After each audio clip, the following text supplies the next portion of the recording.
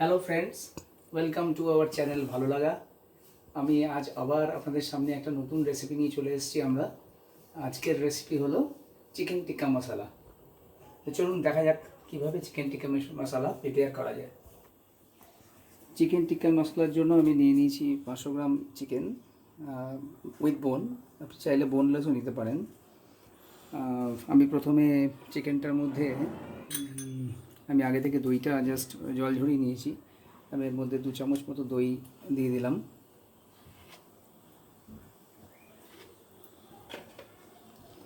এরপর দিলাম এর মধ্যে 1 চামচ মতো রেড চিলি পাউডার,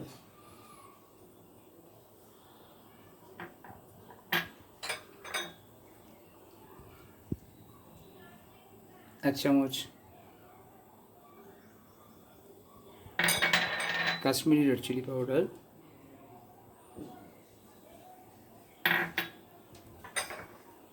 সামান্য একটু হলুদ, হাফ চামচ ব্ল্যাক পেপার পাউডার, হাফ চামচ জিরে পাউডার আর কিউমিন পাউডার, আর হাফ চামচ ধনিয়া পাউডার, 1 চামচ আদা বাটা আর 1 চামচ রসুন বাটা, গার্লিক জিঞ্জার পেস্ট 1 চামচ। এর মধ্যে আমি একটা লেবু, এর মধ্যে অর্ধেক লেবু আমি চিপে দিয়ে দিলাম।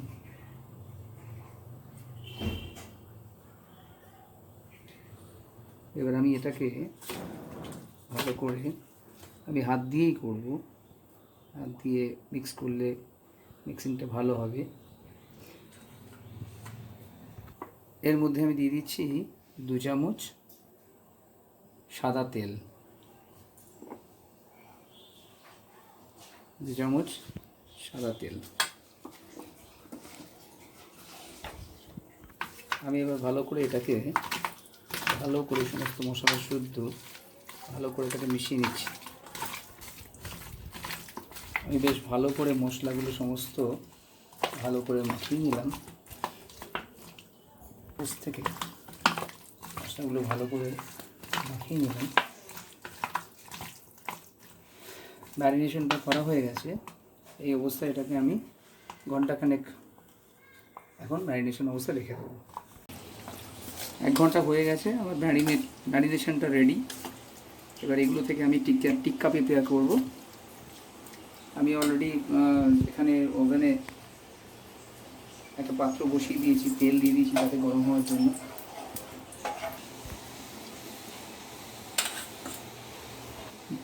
আমি টিক্কাগুলো এবার টিক্কার জন্য যে ম্যারিনেশনটা রেডি করেছি সেটা আমি এক এক করে ছেড়ে দেবো।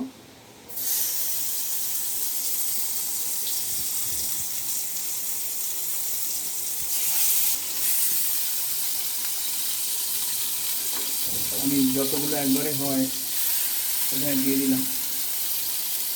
মোটামুটি দুটো সাইড 5 মিনিট করে আমি ফ্রাই করে টিক্কাগুলোকে বেশ একটু ব্রাউন করে ভেজে নেব।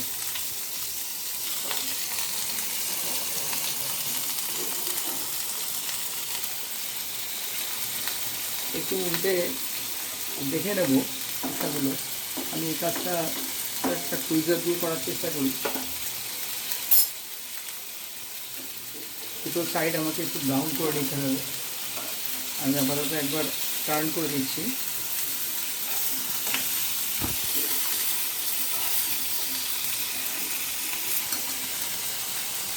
আমি এদিকগুলো উল্টে দিলাম, সেটা একটু ব্রাউন হলে আবার আমি ওপাশটা উল্টে দেবো এবং একটু ভালোভাবে ফ্রাই হতে দেবো।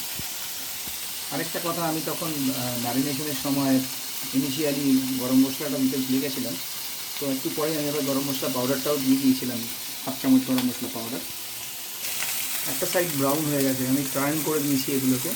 আরেকটা সাইড ঠিক একইভাবে আরেকটু ব্রাউন করে আমি ভেজে তুলে নেব। আমার কিছুটা টিক্কা প্রিপেয়ার হয়ে গেছে, চিকেন টিক্কা। আমি বাকিগুলো আবার একইভাবে একই প্রসেসে এভাবে করে নেব। তো ভাজা হয়ে গেছে। এবার আমি একবার ওভেনে আবার একটা পাত্র বসিয়েছি, তার মধ্যে তেল দিয়েছি, তেলটা গরম হয়ে গেছে। আমি এবার এর মধ্যে কুচো করে রাখা পেঁয়াজ এর মধ্যে দিয়ে দেবো।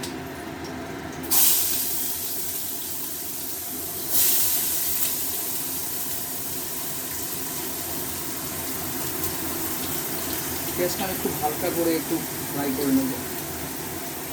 হালকা করে ফ্রাই করে তারপর আমি এটার মধ্যে আদা আর রসুনের পেস্ট আবার রিপিট করব। পেঁয়াজটা হালকা ভাজা হয়ে এসছে। এবার আমি আদা রসুনের গন্ধটা কাটিয়ে নিয়েছি। আমি এবার 1 চামচ হাফ চামচ ধনে গুঁড়ো দিলাম, হাফ চামচ জিরে গুঁড়ো দিলাম, কাশ্মীরি লঙ্কা গুঁড়ো 1 চামচ, লঙ্কা গুঁড়ো দিলাম খুব সামান্য,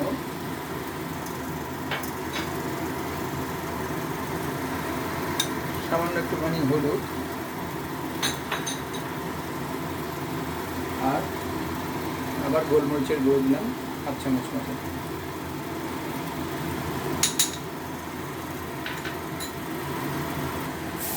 জল দিলাম।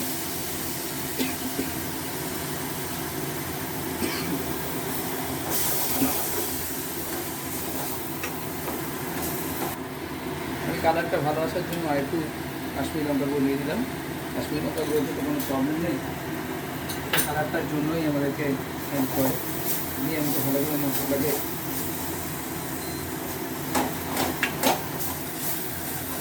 একটুখানি কষিয়ে নেবো। আমাদের কষিয়ে আমি তার মধ্যে জল দিয়ে দেবো।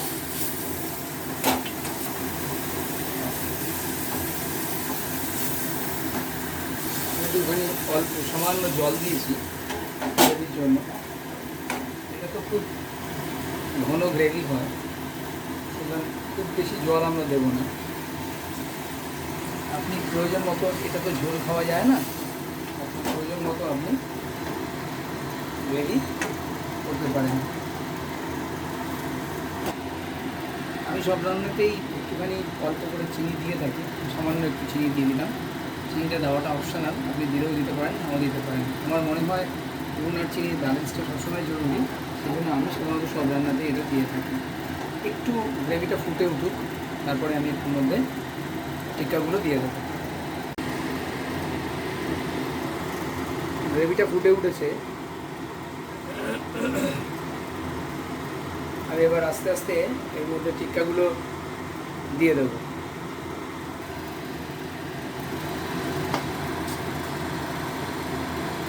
গ্রেভিটা ফুটছে, আমি চিকেন টিক্কাগুলো আস্তে আস্তে এর মধ্যে দিয়ে দেবো।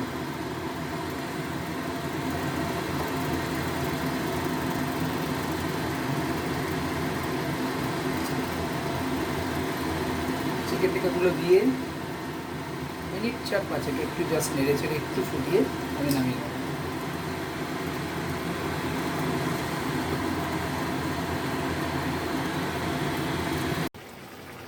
আমি আগে থেকে একটু টমেটো পিউরি বানিয়ে রেখেছিলাম। পিউরিটা একটু আগে, আপনারা পিউরিটা অনেকটা আগে অ্যাপ্লাই করবেন। আমি পিউরিটা একটু লেট করে অ্যাপ্লাই করলাম, কিন্তু যখন আপনি মশলাটা কষাচ্ছেন সেই সময় পিউরিটা অ্যাড করলে এটা অনেক বেশি বেটার হবে।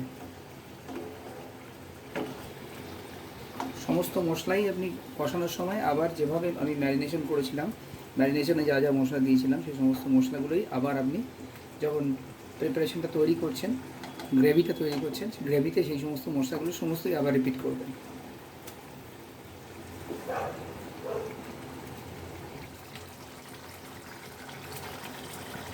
আমার গ্রেভিটা হয়েই এসছে, অপূর্ব স্মেল একটা ছাড়ছে।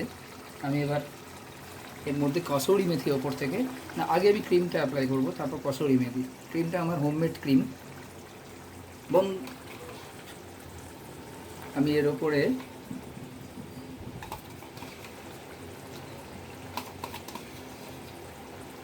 চার চামচ মতো ক্রিম দিয়ে দিলাম। ক্রিমটা আমি ভালো করে মিশিয়ে দেবো।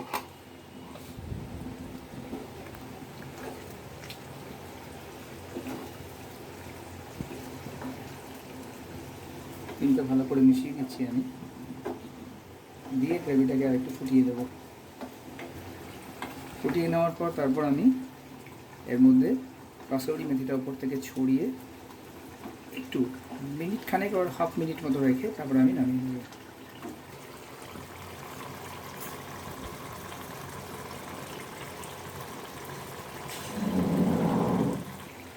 আমি ওপর থেকে কাসুরি মেথিটা আস্তে আস্তে ছড়িয়ে দিচ্ছি।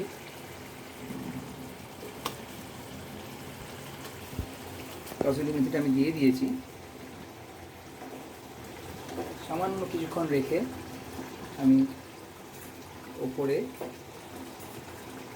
ধনে পাতা একটু কুচি ছড়িয়ে দেবো, দিয়ে আমি জাস্ট এটাকে নামিয়ে নেব। আমার গ্রেভি অলরেডি হয়ে গেছে, আমার টিক্কা মশলা হয়ে গেছে। আপনারা যদি চান এটার মধ্যে একটুখানি একটা টুকরো বাটার, 1 পিস অফ বাটার মাঝখানে আমি দেবো, যদিও এটা টিক্কা বাটার মশলা নয়, কিন্তু একটু বাটার আমি মাঝখানে দিয়ে দেবো, কারণ যাতে টেস্টটা আরও বেটার হয়। আমি এর মধ্যে একটু বাটার দিয়ে দিলাম একটু বেটার টেস্টের জন্য, আর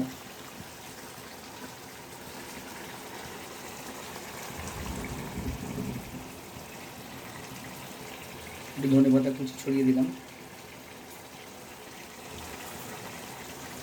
এটাও অপশনাল, আপনারা চাইলে দিতে পারেন, নাও দিতে পারেন।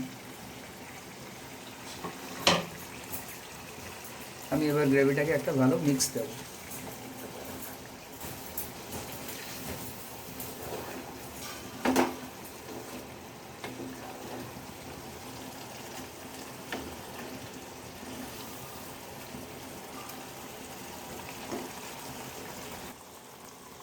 আমার টিক্কা মশলা গ্রেভি প্রিপেয়ার্ড।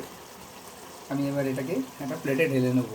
তারপর গরম গরম আপনি এটাকে ইচ্ছা করলে নানের সঙ্গে খেতে পারেন, পরোটার সঙ্গে খেতে পারেন। স্পেশালি পরোটার সঙ্গে এটা বেশি ভালো লাগবে, অথবা কেউ চাইলে রাইসের সঙ্গেও, হালকা রাইসের সঙ্গেও, ফ্রাইড রাইসের সঙ্গে খেতে পারেন। গরম গরম টিক্কা মশলা রেডি টু সার্ভ। আপনি এটাকে যে কোনো রকমভাবে গরম গরম যে খাবারের সঙ্গে আপনার পছন্দ হয়, পরোটার সঙ্গে অথবা রাইসের সঙ্গে পরিবেশন করে রসনা তৃপ্তি করতে পারেন। যদি আমার রেসিপিটা ভালো লেগে থাকে তাহলে আপনারা এটাকে ট্রাই করবেন। অবশ্যই যদি ভালো লাগে তাহলে কমেন্ট করে জানাবেন। আর যদি ভালো লেগে থাকে পুরো পরিবেশনাটা, তাহলে অবশ্যই লাইক করবেন, চ্যানেলটাকে সাবস্ক্রাইব করবেন এবং শেয়ার করবেন বন্ধুবান্ধব অন্যদের সঙ্গে। আপনাদের এক একটা লাইক, শেয়ার এবং ভালো লাগা, কমেন্ট করা, এটা আমাদের আগের এগিয়ে যাওয়ার পাথেও। এগুলো আমাদের অনুপ্রেরণা। আমরা এগুলোকে সম্বল করে আরও অনেকটা এগিয়ে যেতে পারি, পরবর্তী রেসিপি রিপ্রেজেন্ট করতে পারি। Thank you for watching.